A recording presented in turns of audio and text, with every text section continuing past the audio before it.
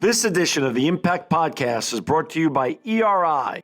ERI has a mission to protect people, the planet, and your privacy, and is the largest fully integrated IT and electronics asset disposition provider and cybersecurity-focused hardware destruction company in the United States, and maybe even the world. For more information on how ERI can help your business properly dispose of outdated electronic hardware devices, please visit eridirect.com.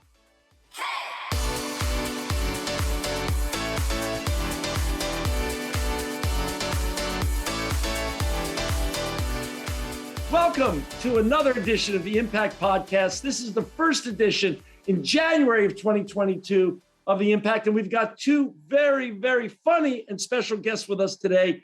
We've got Naomi Bagdonas and Jennifer Aaker with us today. Dr. Jennifer Aaker, welcome to the Impact Podcast. Oh, we're so happy to be here. Thanks for having us. Well, I had the benefit of hearing you two women speak at the Goldman Sachs conference recently. You blew myself and my wife away and everyone else in the audience, totally unexpected, but just such an impactful message that you brought. Today, we're going to be talking about your new book, Humor Seriously, and you teach a course at Stanford University called Humor Serious Business. And before we get doing all of that and talking about that and comedy and everything else in between, first tell us a little bit about your backgrounds. Jennifer, give us your little origin story, where you're from, where you went to school, and how you even got here. Yeah, absolutely. So I went to school at Berkeley, before that Marymount, which ironically, Naomi did too. Same high school. Yes, What? same. Whoa. Yeah, it's eerie. Wow. And so, but yeah, I'm academic background, not a field. Academics is not a field known for its sense of humor, nor was I ever known for my sense of humor. I've been rated the least funny person in my family about 5 times running. And that includes the dog, as you know, John. And so, yeah, I basically about, 10 years ago, I started seeing some little stories of different leaders or people that actually achieved really quite remarkable things by using humor. So I got really interested in this idea that humor is not this thing that can distract from your goals or be inefficient or silly, but in fact could enhance your goals. And that's what kind of put me on this path to try to understand it. And that's when I met Naomi. And where did you two meet? She gave a guest lecture in my Power of Story class, and it was all on quantitative analysis around, how you build teams and how you use actual data to actually inform how teams work well together. But here's the thing, an hour and a half guest lecture, people were dying laughing. Like she was doing this guest lecture almost as a stand-up. And more importantly, 10 weeks later, not only did they rate her guest lecture extraordinarily high, but they remembered this highly technical information that she communicated. So it was just this great case of how humor, when embedded in dense information, can actually make it more memorable in the long run. I will say, when you're talking about eigen analysis, the bar for humor is very low. So So, all right, Naomi, your turn. Where did you grow up? You guys went to the same high school, obviously. went to the same high school, Marymount High School. John, here's where you reveal that you also went to Marymount High School. No. No? Oh my gosh. Sorry, I missed that. Still one. waiting for that one podcaster to be like, so did I. So I grew up in the Bay Area and went into, I've spent my career straddling the worlds of business and improv comedy. So I grew up in corporate strategy at a large consulting firm, but all the while I was doing improv comedy nights and weekends, totally for fun, not trying to ever, I literally would not allow my friends to come to my shows because it was just for fun. I just loved and was so passionate about it.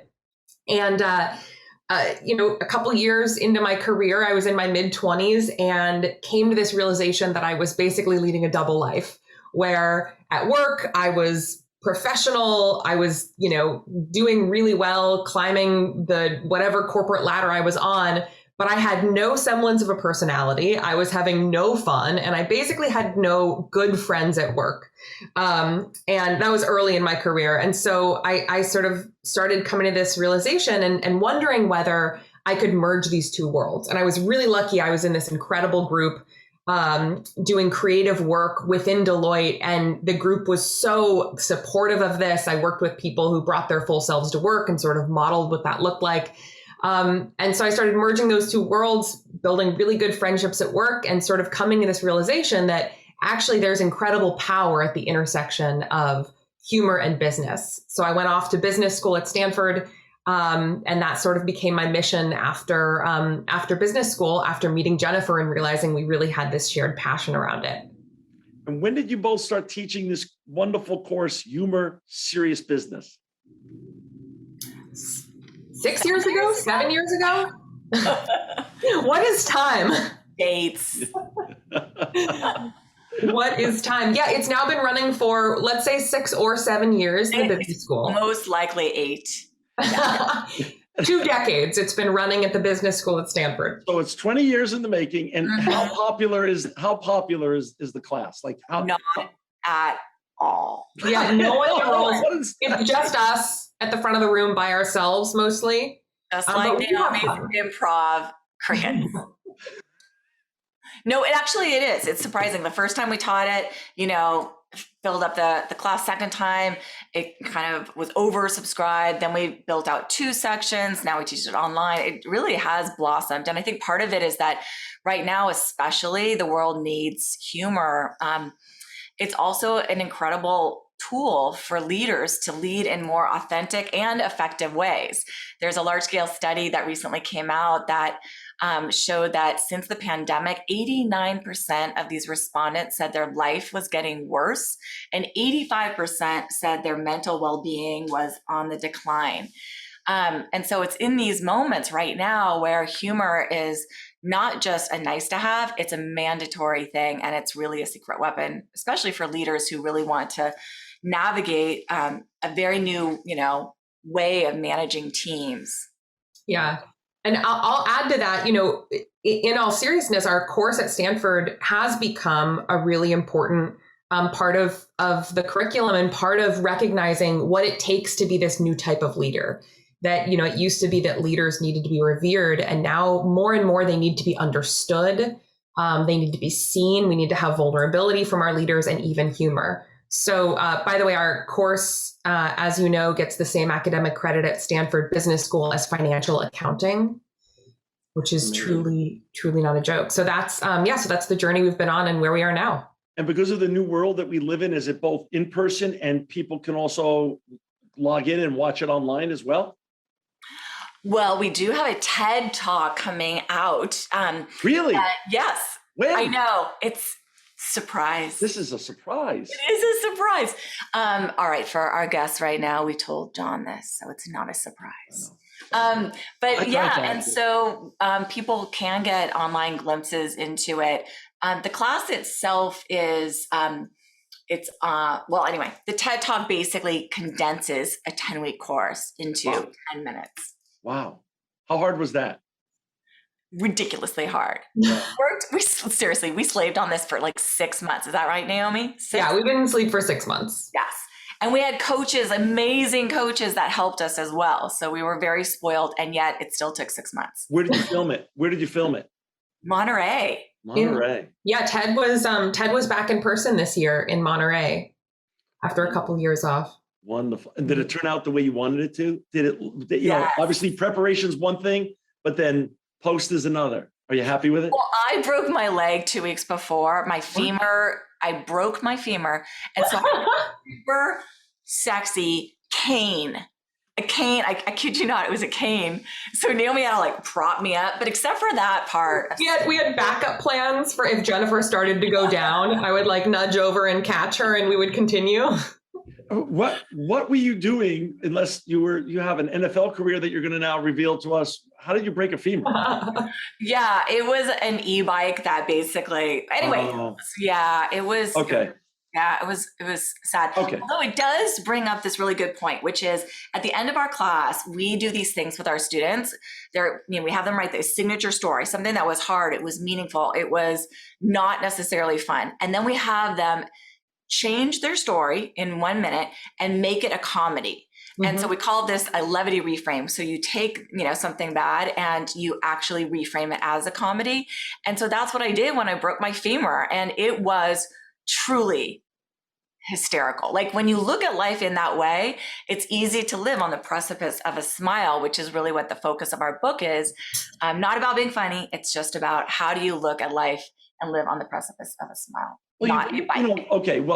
Okay. For our listeners and viewers, we're going to talk about a lot of things today, all comedy related. But one thing we're definitely going to do, we're going to talk about your great book, Humor Seriously, Why Humor is a Secret Weapon in Business and Life, and how anyone can harness it, even you. As you can tell, I didn't love the book. I really love the book. And you did, and there is statistical evidence in the book that you laid out in terms of longevity of life and happiness in life with regards to folks that take any negative experience they've really had and they reframe it in a way that's sort of funny in terms of how they perceive it and how they actually relate it to others. Is that not true? Yeah, absolutely. So there's a wealth of behavioral science showing that humor helps us be more resilient. As you said, there's even linkages to longevity. Part of this is that when we laugh, we don't necessarily think of humor as being medicine. And we've all heard the phrase, laughter is the best medicine. Well, as it turns out, medicine is the best medicine, not laughter, but laughter is a close second because it truly changes the chemistry of our brains. So we release all of these happy hormones that change not only how we feel about ourselves, more confident, more competent, more powerful, but also how other people perceive us. So we know from the research that leaders with a good sense of humor are seen as 27% more motivating, that their employees report being 15% more engaged, and their teams report being more bonded and creative. And of course, bonded at work also connects to being happier and feeling healthier at work as well. I'm going to just tell you, I'm 59 years old, and everything that I read in your book, I found to be true. And of course, I learned a lot also about both myself and also about the power of humor that I never even had heard before. But I wish I was 21 again, going through college, and I had a chance to sit in and take your course, because I could have been a much better leader for the last 35 years, 38 years, if I had had a course like this. And I'll tell you what, it is so powerful. Humor is just the best. I really just want to say this going into this, before we get talking about specifically in the book and other things with regards to what you're doing. And for our listeners and viewers who just joined us today, we've got Jennifer Aaker with us and Naomi Bagdonas. They're the writers of this book, which, by the way, we're going to have a dozen copies to give out signed by them for those who want to write to us and tell us why they want to get a little humor in their life or in their leadership. And also you could go to humorseriously.com, buy the book, or you could just hire them to help you in your business life in terms of speeches and other things you're trying to do and other type of services that you might need from both Jennifer and Naomi. So I went to the Goldman Sachs conference. You were speakers there. A week away from that conference, I had a very big speech coming up, 600 plus people, the first big public event in Fresno since COVID. And I was very nervous just even thinking about it. And I didn't know how I was going to open the event. And I love humor. I mean, truth be known, if I wasn't a business person, I really would have been a stand-up. I wanted to be a stand-up comedian. I just think funny is just the way to live. And I always try to look for the funny in everything. And you came on stage, both of you, people that I had never met or seen before, and you literally captivated the whole audience. You started with the Saturday Night Live clip, and then you went to the George Bush clip. Maybe I have it in reverse. But anyway, that was the 1-2 beginning of how this whole thing started. You explained the importance of oxytocin and what laughter does for the brain.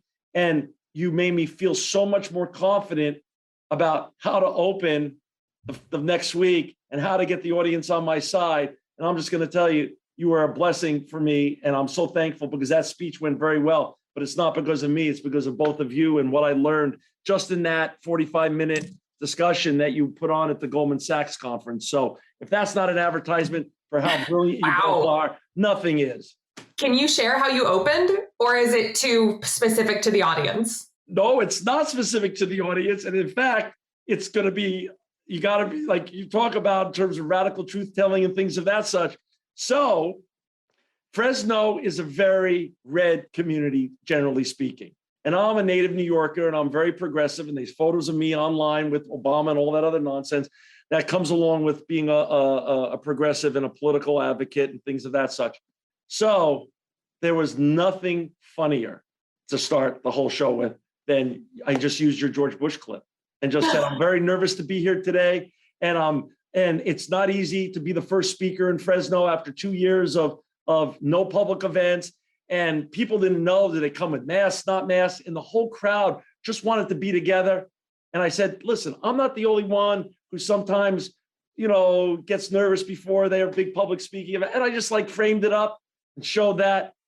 They went nuts, had the crowd on my side. And from there, we were off to the races. That's awesome. So I plagiarized your great work, but I'm going to tell you what, it worked. So I just want you asked the question. I'm just being really frank with you both. I love that. So a small tip that we always tell our students is the first 30 seconds of any talk, of any meeting is so critical to setting the tone. And if you can get people to laugh in the first 30 seconds, then it shifts the entire dynamic going forward. People are warmer. We know this from research too, that people are warmer, they're more trusting of each other, there's more creativity, there's less there's less stress in the room. And so those first 30 seconds are so critical. And again, if you can get people to laugh, it doesn't need to be telling a joke. It can be showing a video. It can be just naming something that's going on in the room. And that's right. And there's research to show when you just laugh a little bit, that people self-disclose personal information much more. So one of the reasons we shared those clips is not just because George Bush was following us. And so, it was low-hanging fruit there, but also because when you share information about each other after laughing together, people tend to be more trusting and much more open, and it completely shifts the follow-on conversation and how productive it is.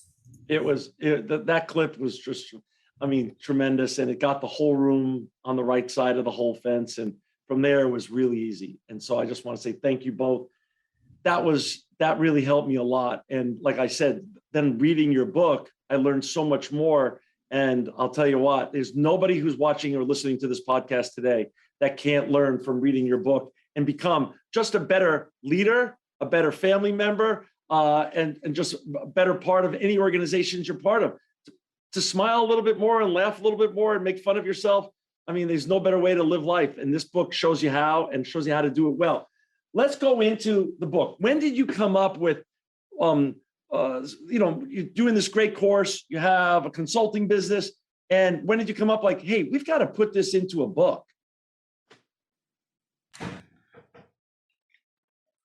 Time. Years. I think at some point, I think at some point we both were really excited about the idea of scaling this beyond just what we could do at Stanford. Yeah. We absolutely love what we've been able to do at Stanford, but we also, we teach improv comedy in the local county jails. We've worked with nonprofits and communities outside of Stanford as well. And there was this idea of, okay, how do we really create a movement here? How do we create a movement towards people living their lives on the precipice of a smile and doing serious things without taking themselves too seriously? And so that was this mission, was to write this book. And, Jennifer and I both were a little hesitant to write a book. It seemed pretty intimidating. And so Jennifer had written before, so she knew how hard it was. She had just told me stories about how hard it was. And so when we started it, we actually started a Google Doc and we tried to put our research in practice. So we said, okay, how are we going to have fun with this even when it's really hard? So we started a Google Doc and we named it A Really Shitty Proposal. That was the name of the Google Doc. So every time we open it up, we're like, hey, do you want to work on the shitty proposal? Yeah, let's go work on it. And just as a way to sort of keep ourselves lighthearted about it. And what happened was we accidentally submitted it to publishers with that title, to our agent with that title, A Really Shitty Proposal, We just forgot to change the document name. And she liked it so much that she submitted it to publishers with that title, A Really Shitty Proposal. And so throughout our entire book writing process, everything was really shitty. A really shitty chapter 1, a really shitty preface, a really shitty opening by former Pixar president Ed Catmull, everything until the very last moment. Holy Toledo. And nothing like setting your expectations low. So anything they read was going to be really genius after that anyway. There you go. Exactly. And the fact that it was really brilliant anyway, just created a wonderful paradox of a really shitty proposal to a really great and funny book. Well, but I do want to, double click on that a little, because this is about creating cues for ourselves in our lives to not take ourselves so seriously. Right. So it's about what behaviors or what safeguards can we put in place when we start getting too serious. And Michael Lewis, who wrote the afterword of our book with us, talks about how when you don't have enough humor in your life, it sort of feels like walking through a forest and things are a little too quiet. Like a lion is going to come and eat you up. And so if you're walking through your life and you don't have laughter, you don't have levity, it's a really bad sign that things aren't going well, that something is out of alignment in your life and you really need to change it and make some behavior changes to do so. And that's what Jennifer did too with the breaking her leg, right? She's like, okay, great. I broke my leg. I'm going to choose right now to send a photo to Naomi of myself on the pavement, and we're going to laugh about this. So wait a second. I was going to ask this later, but since you brought up Michael Lewis and I read the afterward, I loved it. His story about his daughter and himself going to the improv and the workshop, and him sweating and coming out like he just left a Soul Cycle class, and she just coming out bubbly like this, the easiest, breeziest thing she's ever done, was great. But why Michael Lewis? There's a story behind it, Jennifer. Why did you choose Michael Lewis instead of Jimmy Fallon or some other great comedian that I'm sure you could have gotten? Well, part of this, we were lucky enough to, have a bunch of comedians that come into our class, like Julia Louis-Dreyfus and Seth Meyers and others. But what was important for us also is that, that leaders this is not just about being a comedian. This is about leaders. And so one thing there's so many things that are incredible about Michael Lewis, but he, not only is a brilliant author, but he spans, many, many domains and has studied leaders and, really effective people at an extraordinarily important role. So his vantage point, his view was actually really interesting for us to have. And then we complemented that with Ed Catmull, who was the CEO of Pixar. And he talks about how, what's interesting about humor is that when you bring humor into an organizational setting, it actually creates meaning for people. It bonds people. It allows, meanings and stories to actually unfold in ways that lift others. That's true. So I know you've heard, I'm sure, of the recent movie that came out called The Ricardos. So Nicole Kidman sat down for an interview with the New York Times. And in that interview over the weekend, she said, we're talking about preparing for the role. She says, I've got to be funny, and funny's hard, when she was preparing to play the role of Lucille Ball. Talk about that. Is funny is hard a true statement in your mind? Or is it just a matter of practice in terms of, and let's go into the areas that you talk about in the book in terms of timing matters, words matter, and context matters. Funny is hard. Levity is easy. Levity is a choice. So we also share in the book this spectrum of levity, humor, and comedy. And oftentimes what can be so intimidating about the idea of humor, especially at work, is people think I have to be funny. And I would absolutely agree with Nicole Kidman. Funny is hard, but that's actually not what we're going for here. We're going for a little bit of lightheartedness, a little bit of levity. And especially, I joked that the bar in Aaker analysis is very low, but truly the bar in business for laughing is so low. Right. Often all it takes is naming the truth or asking you about what in the world those pictures are in the background of your Zoom background, which we have to go to next. It often just takes a little bit of humanity to get to levity.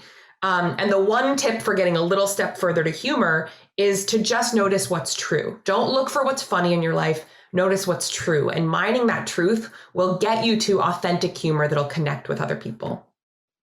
Got it. Wow. If that doesn't say it all.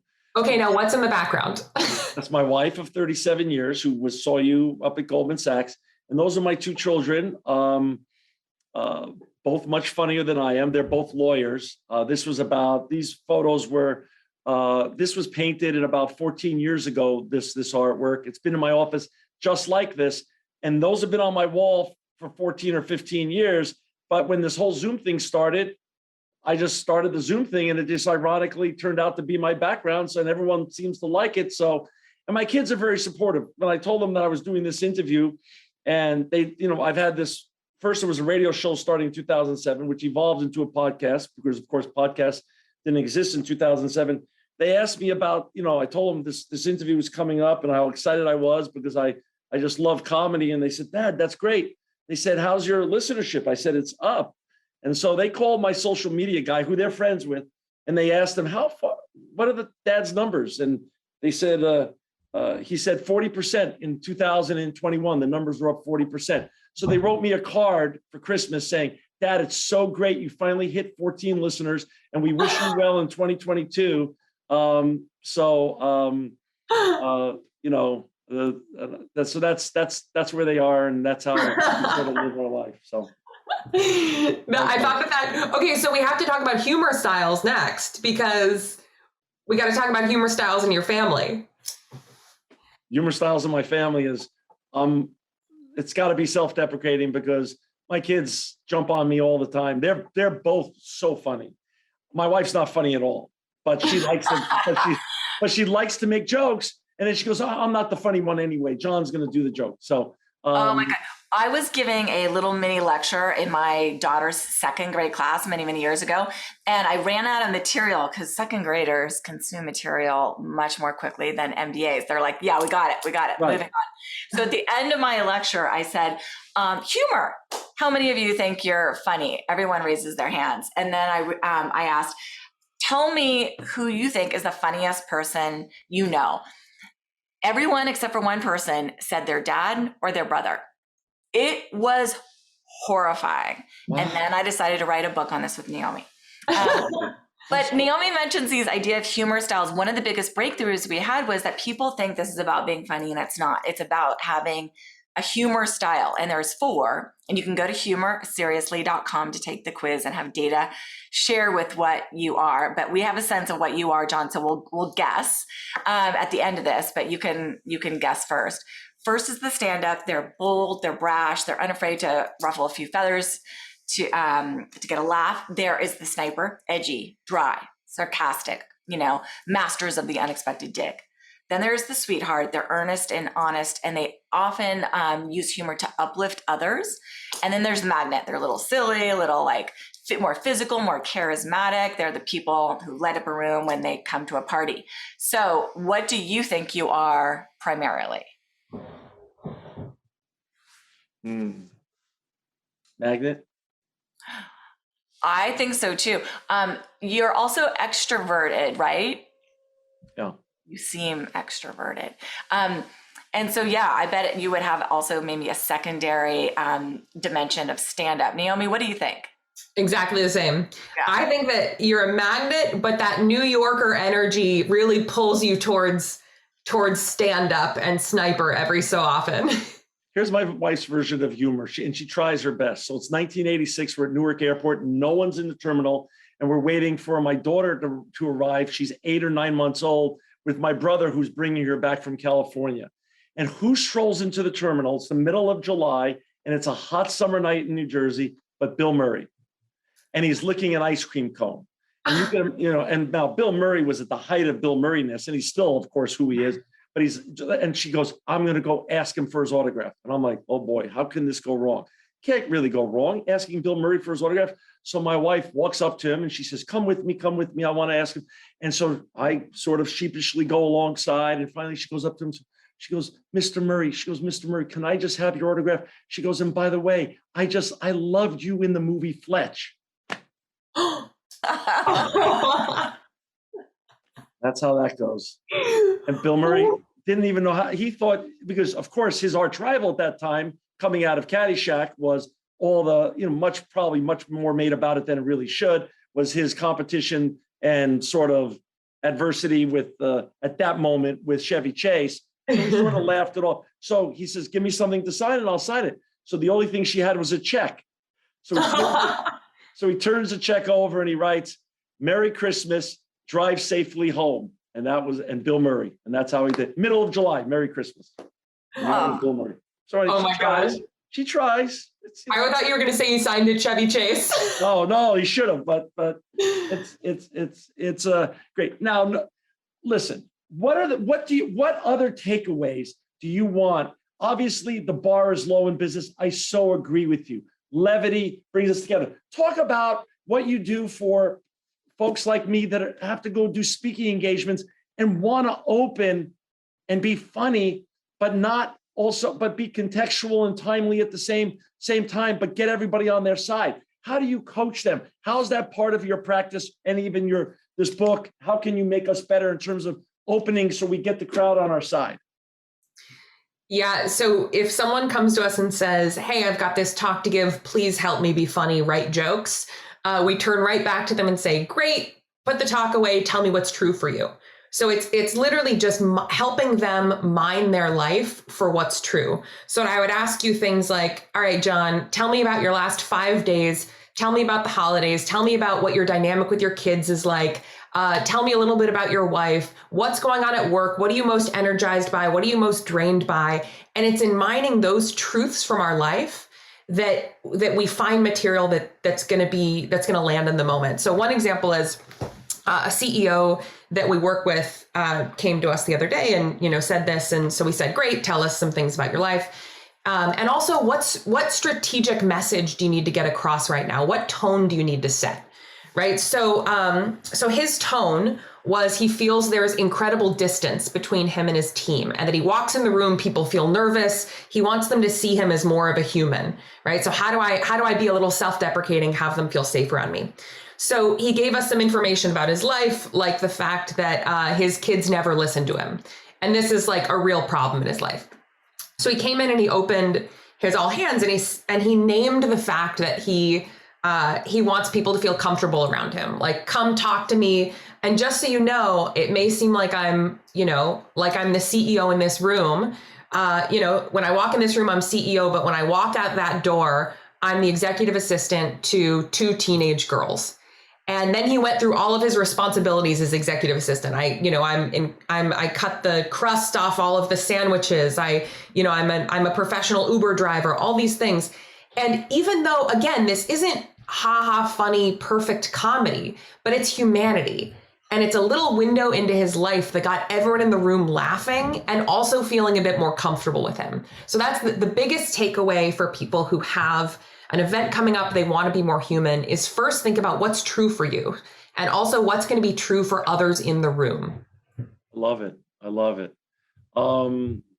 Jennifer, for writing this book, do I have this right? You watched every Saturday Night Live episode leading up to? Oh, yes, absolutely. And part of this too is just not being a student, a student of this domain, but part of this is very personal to me as well. My mom has worked in hospice for as long as I can remember, 40 plus years. And I remember talking to her as a young girl, who are the people that have regrets in their last days of life? Because it was her job to see if she could help them, right? Because that's what you do as a hospice volunteer.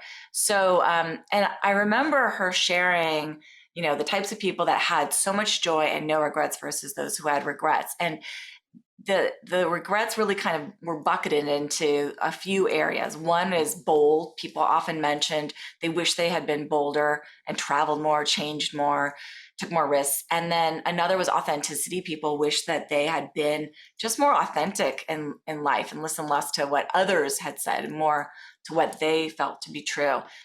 They wish they savored these small little moments. They wish they laughed more and didn't take themselves so seriously. One of the most serious moments of their life, and they mentioned that. And love. They wish they had the chance to say, "I love you" one more time.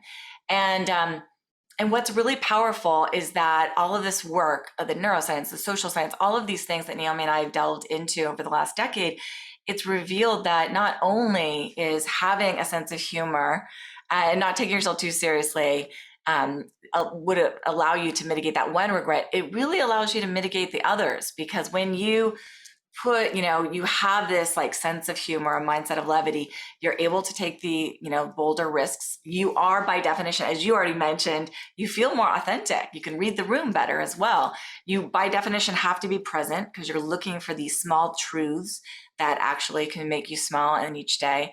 And as you noted, Michael Lewis ended our book and he said, when humor exists, love is not far behind. And we find that to be extraordinarily true, which is why it's very important to watch SNL as often as you can.